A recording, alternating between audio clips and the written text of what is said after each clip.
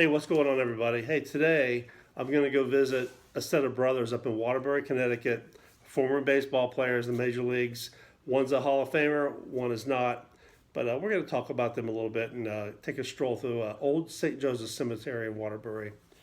I'm also going to open up a box of these Bowman Platinum. I just got back in the card hobby this year after about a 25, maybe even 30-year hiatus. I've learned a lot from the guys opening and breaking online on YouTube. And I did see where this was kind of really not desirable, and I saw some of the breaks. I want to open one for myself just so I can put my hands on it, because there are some that some people like and some don't. I don't think you're going to particularly like this, but since there's a couple of autos, I thought it'd be worth it.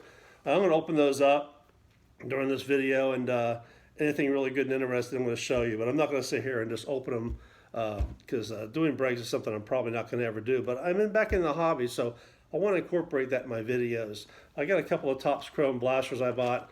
Probably not going to open those, but I have the new updates that just came out. I'll probably open up one of those next week, maybe two of them. So I'm going to do a little bit of that. I do the hobby for myself, just something I can afford. I'm retired now, so I'm a little bit limited budget, but I have some money to play with. So I don't go crazy. I like doing things I can easily afford. Enjoy just getting to open, not to sell them per se. Again, like I think I mentioned, I'm not going to do any breaks or anything like that. But I'm enjoying getting back into the hobby. I've learned a lot, and I'm trying to buy a little bit of everything just to know what I like and what I don't like. And I think I've determined that this year. So I'm looking forward to the hobby season next year as well. So anyway, with that, hey, don't forget to subscribe to my channel as well. Let me get that out of the way. I really want to do a lot more of these. I'm hoping to do a video a week.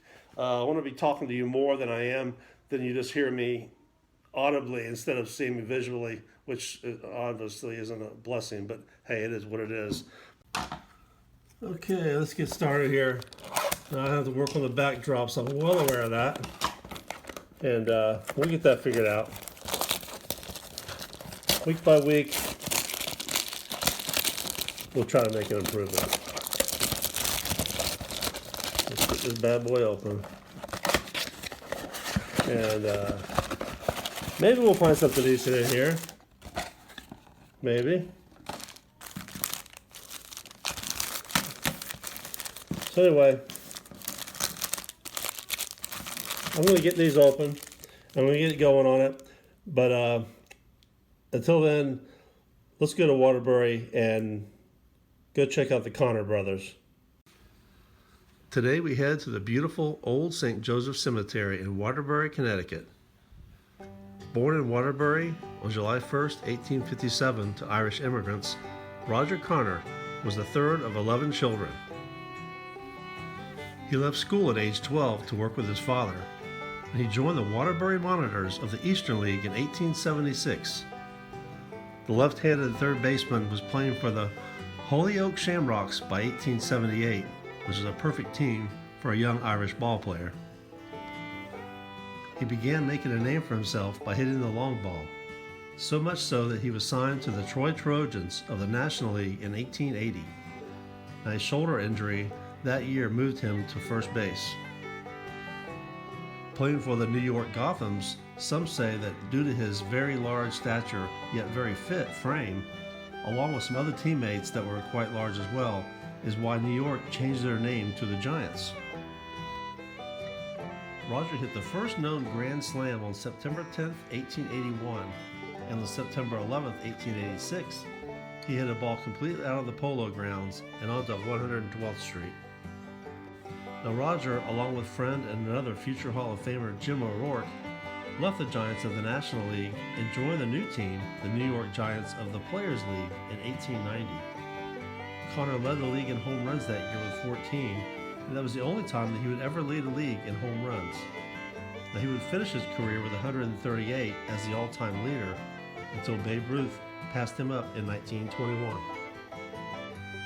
Now he would return to the New York Giants the very next year, and Roger finished out his career playing for the Philadelphia A's, the Phillies, and in the end, the St. Louis Browns, where he was briefly joined by his younger brother Joe. He finished his career with a .317 batting average. Roger played some minor league ball after his retirement, and he even owned a team, the Springfield Ponies. Now forever loved by the city of Waterbury, Roger Connor passed away on January 4th, 1931. Roger would lay in an unmarked grave for 70 years before fans and Waterbury citizens raised money for his beautiful headstone, which was dedicated in 2001. Roger Connor was inducted into the Baseball Hall of Fame in 1976. Okay, I hope you enjoyed that first half of the visit there in Waterbury Cemetery of Roger. Hey, I just opened all these packs up so we can, for the sake of time, not have to, you don't need to sit and watch me open them. So I have them open, I put them upside down. I've yet to see what they look like on the front.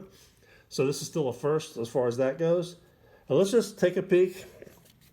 I'll do my best here to keep these in the screen. Again, this is kind of the learning curve for me, this video of doing these cards. So let's just take a look and see what we got here. Now instantly, and I'm going to sort the rookies later. I'm not going to just talk about these too much, but what I'm seeing instantly is, yeah, the quality is not great, but I don't know if it really deserves the bad rap that these things get. I kind of like it. I do think it's a little bit overpriced. $80 for the mega box, I think is too much.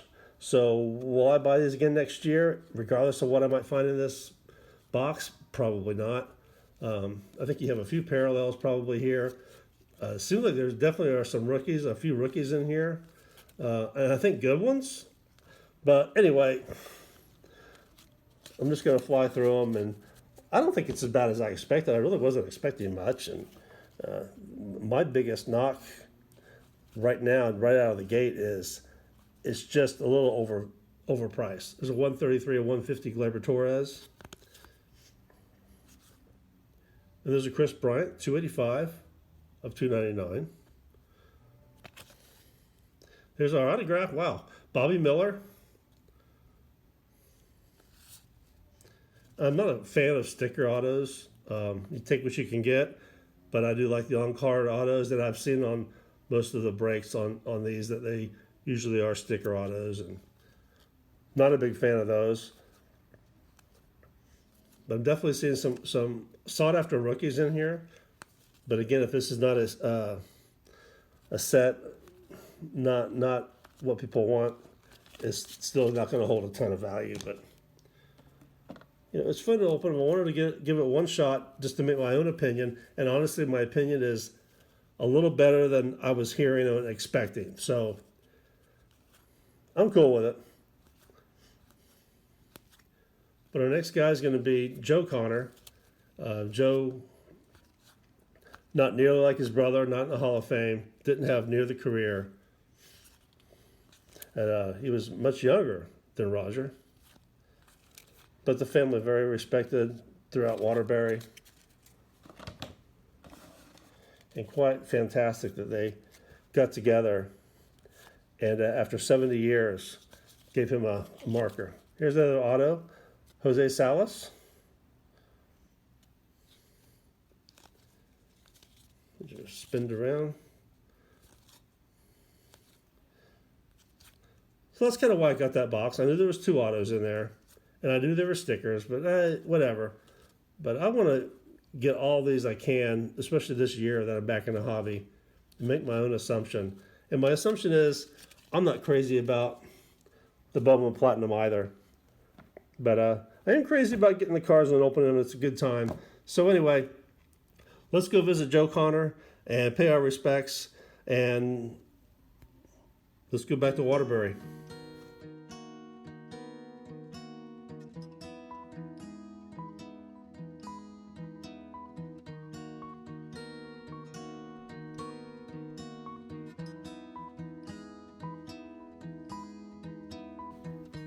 Now playing in his big brother's shadow and 17 years the younger, Joe Connor didn't have quite the success of his big brother Roger. Joe did spend time, however, in the big leagues, beginning in 1895 with the St. Louis Browns. He also played for the Boston Beaneaters, Milwaukee Brewers, Cleveland Blues, and he finished his career in 1905 playing for the New York Highlanders. Joe passed away on November 8, 1957. Well, thanks for watching. I'll see you next time.